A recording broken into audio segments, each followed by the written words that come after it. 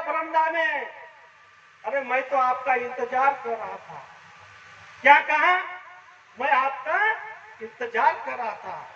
जब उनको लेकर गए आगरा में, पहले मथुरा में लेकर गए डीएम को, डीएम ने कहा कि आपको अरेस्ट करना है।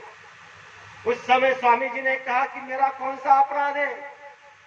बोले ऊपर से आदेश हुआ है, वहां से जिस धरती पर हम बैठे हुए हैं, इसी धरती पर, इसी आगरा के कारागृह में स्वामी जी को बंद किया गया। और इस आगरा की जो कारागृह जब जेल थी वो टूटने के कगार में थी, उस समय यहाँ से बाबा जय गुरु जी महाराज को बरेली ले गया। बताओ, वहां से गुरु महाराज को, बहुत बड़ा इतिहास है गुप्तचरों ने, वहां बरेली से जब दिल्ली में बैठक बनाई गई, उस समय के तत्कालीन सरकार ने गुरु महाराज को लालच का फंदा दिया। एक हेलीकॉप्टर ले लो, 2 करोड़ रुपए ले लो, आपको कौन सा पद चाहिए, कौन सा सदस्य चाहिए, आपका पूरा आश्रम नया बना देंगे। उस समय आमिष गुरु महाराज को दिया गया। उस समय गुरु महाराज ने कहा, ये 3.5 हाथ का आदमी को पहचान लो, इसे दुनिया का कोई मायका लाल खरीद नहीं सकता। गुरु को कोई मायका लाल खरीद सकता है? सभी जीवात्माओं के पिता, सब देवों के देव, लेकिन उनको कुछ लीला करनी थी। देखने में तो दुखद बात है, लेकिन अंतर में अगर आप देखोगे तो हमारे लिए गुरु महाराज ने सुखद काम कर दिया है, मुक्ति का काम कर दिया है। और वहां से बेंगलोर लिया गया। बताओ, जब गुरु महाराज ने मना कर दिया तो बेंगलोर लिया गया। हमको इस बात को मैं शॉर्टकट में आपको बताना चाहता हूं। तो गुरु महाराज ने हमारे लिए कौन सी लीला की? सभी लोगों ने 23 मार्च मुक्ति दिवस के दिन हर प्रेमी ने अपने अपने घर के मकान पर, छत पर जय गुरुदेव नाम का झंडे को फहराया होगा, क्योंकि 23 मार्च से 30 मार्च तक ये पावन पर्व है। इसे हम आपको सचिव होकर सुनना हमारी आत्मा के लिए बहुत लाभदायक है। जब आपने अपने छत पर जाकर जय गुरुदेव नाम का झंडा को फहराया होगा, गाड़ी पे झंडा को लगाया होगा, खेत में, खलियान में, जहां जहां हो वहां आपको जय गुरुदेव नाम का झंडा को लगाना है। लेकिन कैसे लगाना है? अगर आपने आरती, मतलब जो प्रार्थना गुरु महाराज ने हम आपको समझाई, अगर वो नहीं सुनी होगी तो उसको आप घर जाके कर लेना। दीपक जला के अगर आपने झंडे को, वहां वो आरती को, प्रार्थना को सुनाया नहीं होगा तो वहां सुन लेना। अगर किसी की पाठ नहीं होगी तो एक कागज पे लिख लेना, वो सी प्रार्थना। गुरु महाराज ने इस बात की हम सबको सूचित किया कि आओ मुक्ति दिवस मनाए, जय गुरुदेव ध्वजा फहराए। क्या समझा रहे हैं? आओ मुक्ति दिवस मनाए, जय गुरुदेव ध्वजा फहराए। इस तिथि को गुरु दर्शन पाया, काली रात समूल नसाया। आओ हम सब दीप जलाए, जय गुरुदेव ध्वजा फहराए। उस दिन हमको दीपक को जलाना है, झंडा के सामने दीपक को लगाना है, वहां आरती करनी है कि आओ हम सब दीप जलाए, जय गुरुदेव ध्वजा फहराए। आपातकाल के अंधियारी में गुरु को पकड़ा हत्यारों ने।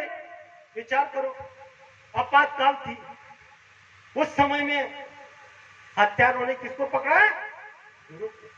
कौन सा गुनाह था बाबा जय गुरुदेव जी महाराज का, फिर भी हत्यारों ने गुरु को पकड़ा? ऐसा दिन वो प्रभु कभी ना आए, जय गुरुदेव ध्वजा फहराए। बेड़ी और हथकड़ी डाला, लालच का फंदा भी डाला, पर गुरु संकल्प न मिटा मिटाए, आओ मुक्ति दिवस मनाए। गुरु का संकल्प कोई मिटा सकता है? और गुरु ने कौन सा संकल्प किया होगा जीवों के लिए जो इस काम के लिए तैयार होंगे? अरे कोई साधारण आदमी के लिए अगर पुलिस का नाम निकलता है तो घबराहट होती है। जिन्होंने डाकू, टेकेटे ने, हत्यारों ने जो अपराध किया है, उसको जब पुलिस लेने के लिए आते हैं तो उसको कितनी घबराहट होती है। लेकिन स्वामी जी को बिना अपराध होते हुए लिया जाएगा। फिर आगे कहा कि नाना कष्ट गुरु ने झेला, जियो के हित लीला खेला, ऐसे गुरु को धन्य मनाए, आओ मुक्ति दिवस मनाए। प्रार्थना में हम आपको एक एक वर्ड को हमको अंदर में देखना है, झांकना है और उसको अंदर में ग्रहण करके वो आचरण में लाकर उस पर विचार करना है। जब विचार करोगे विरह से तो आपके आंखों से आंसू टपकेंगे। ऐसे आंखों से आंसू जब टपकेंगे तब आपको समझ में आएगा कि मेरे मालिक मेरे बाबा जय गुरुदेव जी महाराज ने मेरे आत्मा के लिए क्या किया। अरे जो माता पिता हमारी आत्मा के लिए कुछ नहीं कर सकते, ऐसा काम इस धरती पर बाबा जय गुरुदेव जी महाराज ने किया हुआ है। इस पर हमको थोड़ा विचार करना है। फिर आगे कहा, जेल तिहाड़ से निकले स्वामी, दिए दीदार सबन को स्वामी, प्रेमी फूले नहीं समाये, आओ मुक्ति दिवस मनाए। अरे जेल भरो आंदोलन कर दिया, जिस माता के पेट में गर्भ थी वो भी जेल में चले गए। यहाँ पर साक्षी है जो हमारे आदरणीय गोपी गुजर है, ये भी वहां कारागार में बंदिस्त हुए। किसके लिए? सब मानव जाति के लिए। और गुरु का आदेश सर माथे पे रखा। जो गुरु आदेश है, इस कलयुग की सच्ची भक्ति है, वो यहाँ पर बैठे हुए हैं। आप देखो, देख लो, पहचान लो उनको। उन्होंने अपने आंखों से इमरजेंसी को देखा। उस समय अगर कोई प्रेमी जय गुरुदेव बोलता था, कोई प्रेमी अगर उस समय की तत्कालीन सरकार से अगर कोई विरोध करता था, उसको मारते थे, पीटते थे और जेल में बंद करे जाते थे। ये पूरा आज हम जय गुरुदेव बोल नहीं सकते थे। ये हमको आगे का रास्ता गुरु महाराज ने पूरा आसान कर दिया। इस पर विचार करो। और आगे कहा, आगे की लाइन सब लोग ध्यान से सुनो कि वो प्रार्थना में क्या समझाया गया है। इस दिन जो भी जय गुरुदेव नाम का ध्वजा फहराएगा, सज्जुग स्वागत लाभ कमाएगा, जन्म मरण उसका छूट जाएगा। क्या समझा रहे हैं? अरे छोटी सी बात बताओ, इतना कष्ट करना पड़ता है सज्जुग स्वागत का लाभ के लिए, आत्मा को मुक्ति मिलाने के लिए। सिर्फ एक लाइन में, एक प्रार्थना में जब आप हृदय पे अंदर से इसको सुनाओगे, गाओगे, अपने छत पे लगाओ, बोलोगे, इसमें क्या कहा?